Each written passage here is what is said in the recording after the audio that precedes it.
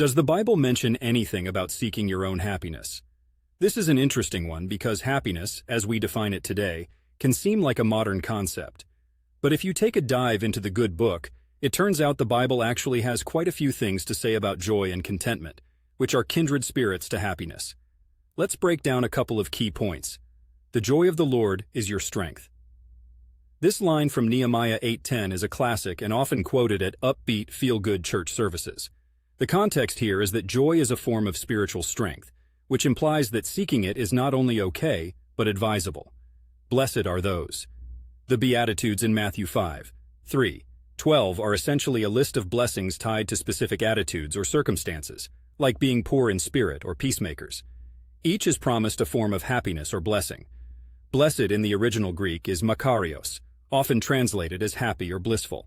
So if we look at the Beatitudes as instruction for life, Jesus is essentially giving a recipe for achieving a form of happiness.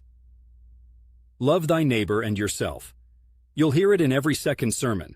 Love your neighbor as yourself, Mark 12:31. This one's sneaky because inherently, it suggests you have some love for yourself, right? And if you love yourself, doesn't that involve seeking happiness for yourself? The pursuit versus the fulfillment. Paul talks in Philippians 4:11-13 about being content in any situation, whether well-fed or hungry, whether living in plenty or in want. The idea is that fulfillment and peace are possible outside of material circumstances, and arguably, that's a form of happiness that's persistent under all conditions. Zooming out from Portland, Oregon to the broader historical context, it would seem the Bible does suggest that seeking happiness isn't taboo.